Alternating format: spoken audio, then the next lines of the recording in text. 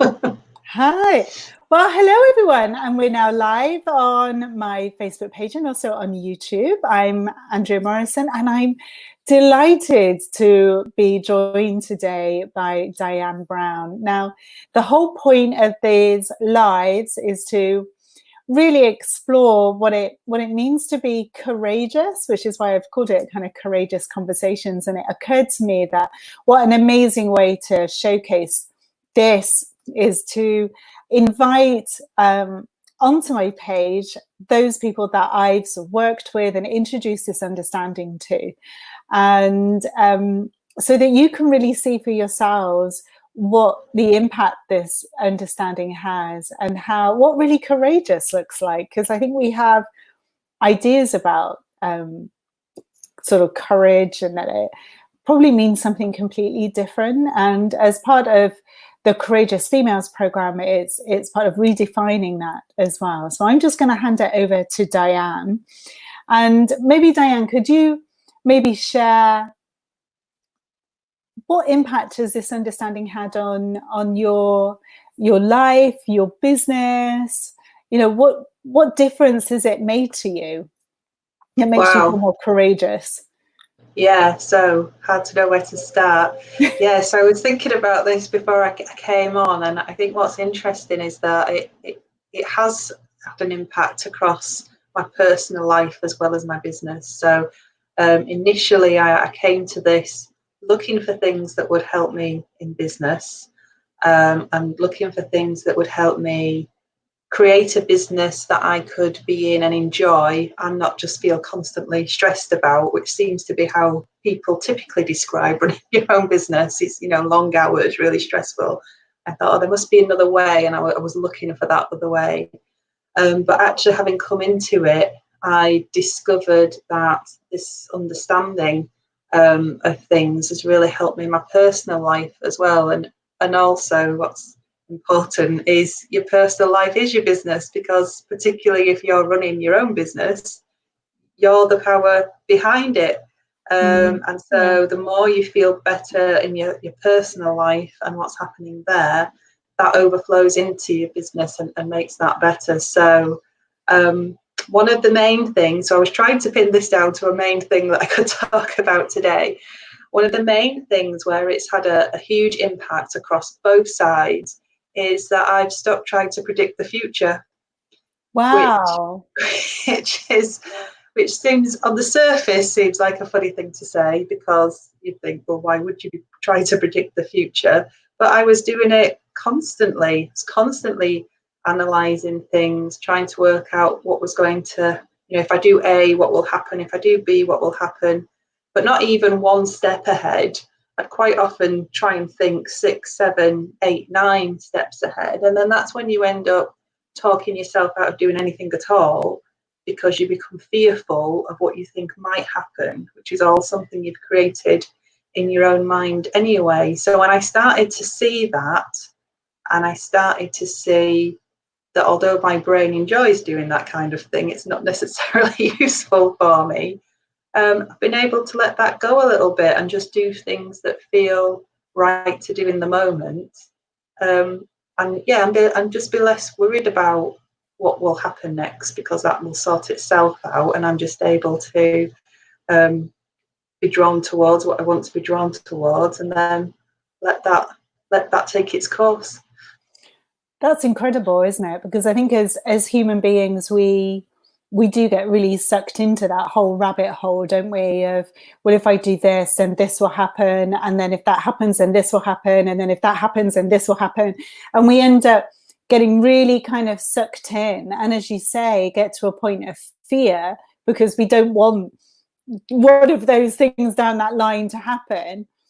And we lose sight of the fact that we've just created all that in the privacy of our own minds, and actually none of that could happen.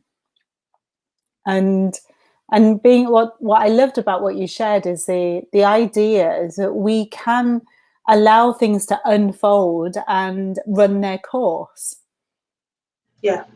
And just kind of do what you feel is right. I mean, perhaps could you explain a little bit more about how that that shows up for you, how you experience just doing what feels right. What do you mean by that?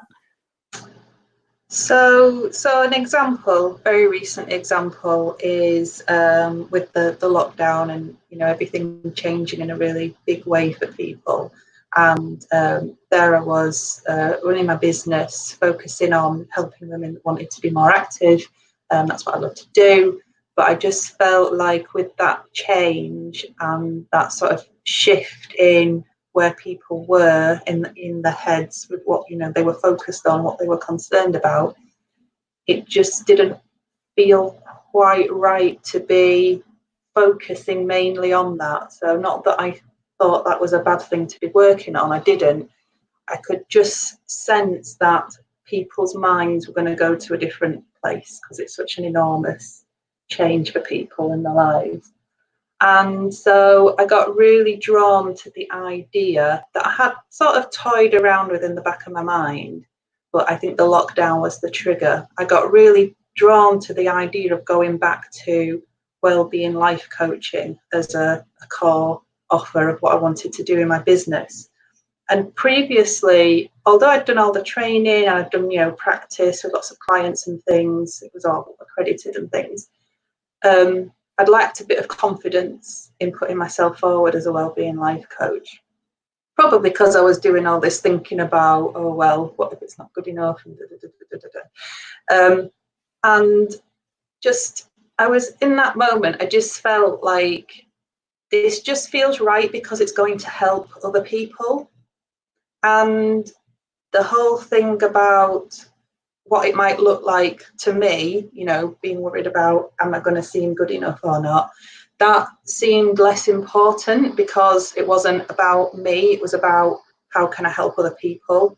And I knew that I was sat on this skill, this skill and this training and this experience that I had that I knew could help people. And it felt wrong of me to hold that back when potentially it might help someone, even if it just helped one person.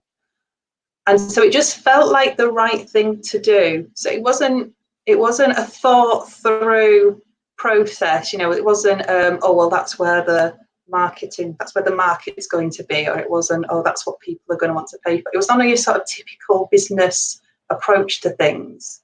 It just felt like the right thing to do, is the best way I can describe it.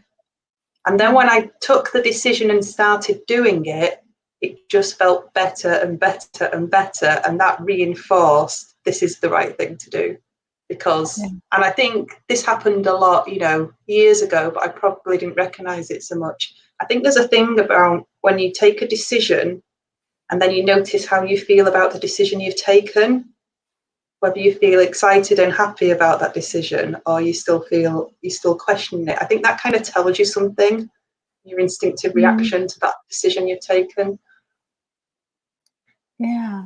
And what's it been like since you followed that now? I mean, what's the impact of that? It's been wonderful. I was speaking to some ladies this morning in like a networking group, and I was saying to them, so I've worked with quite a few clients now with this new coaching that I'm doing, and probably the best thing about it isn't the fact that I've got these new clients, although that is fantastic.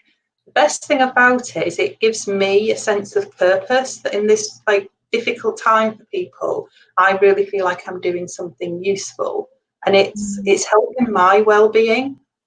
It almost feels like I should be paying them because I'm getting so much out of it.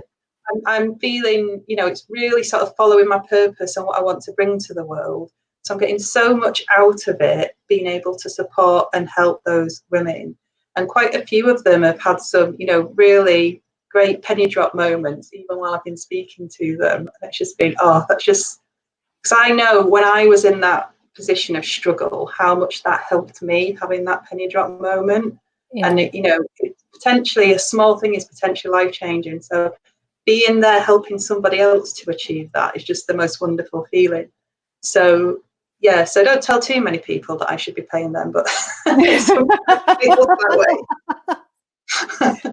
But what I find really incredible about what you've shared is that often when we talk about courage, it's about, we talk about it in terms of doing something that we find hard or fearful, and we have to push ourselves and we have to, but actually what I'm hearing in your story is that the courage for you was actually listening to something a lot deeper, and listening to that kind of knowing what was right up against the standard, this is what the market's saying, this is what you should be doing, this is what makes sense, Diane, this is, and actually it was the courage to actually go, no, actually this feels right, and I'm going to listen to this.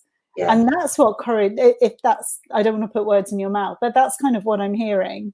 Yeah, it is. And it's almost, I'd say it's almost, for me and the way my sort of life has evolved, let's say, it's almost the courage to move against expectations and move against society norms. I came out of a very well-paid job, high-flying career, literally high-flying because I was up in planes a lot. And to the outside world, it probably looks completely crazy to give that up. But I knew on the inside that it was something I needed to do. But it was, I was writing about it yesterday, actually, about some of the expressions on my colleagues' faces when I first told them what I was going to do. Because it didn't seem like, it wasn't the normal path, let's say. It wasn't an easy path. It certainly wasn't an expected path.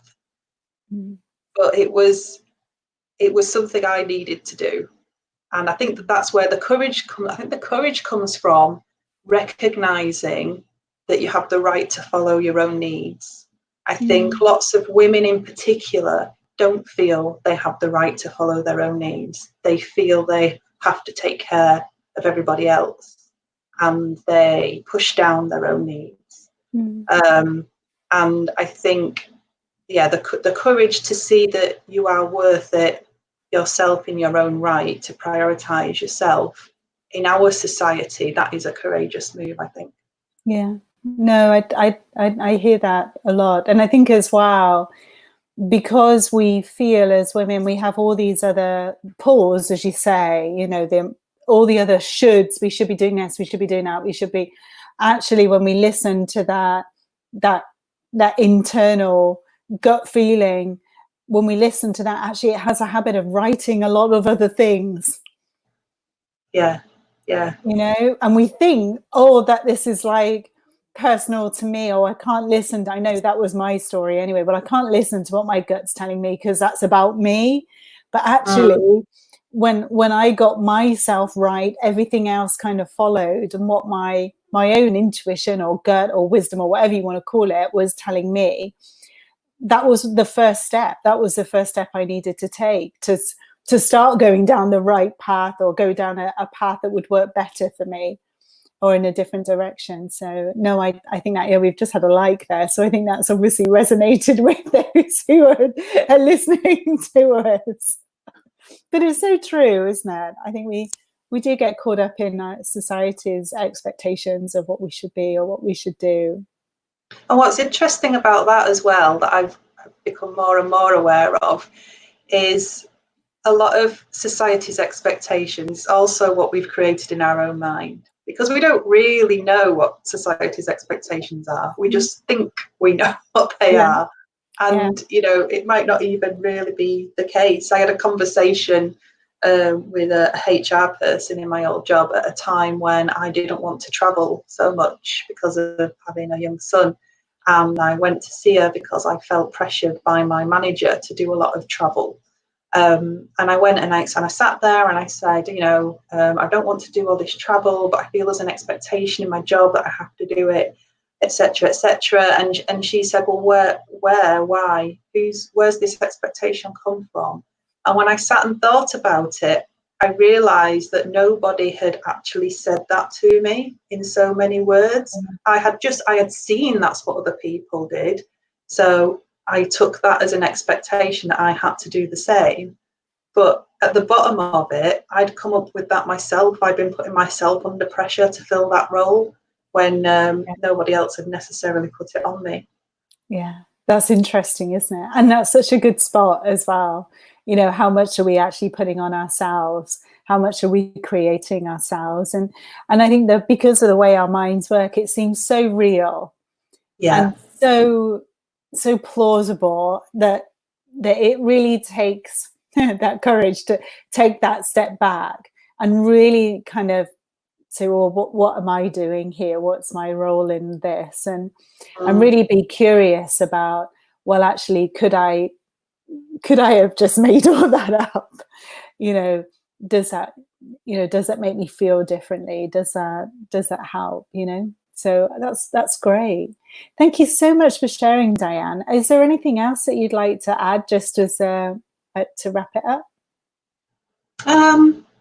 Oh, I think all I would add to this is what I've added to everything that I'm, talking about anywhere at the moment, is for people to make sure they're really looking after themselves at the moment, because it's wonderful that people are trying to look after others, but you can only do that for as long as you're looking after yourself. And that's my message that's going out to everybody right now, trying to make a little bit of space for looking after yourself. That's lovely. Thank you so much. And thank you for joining me today.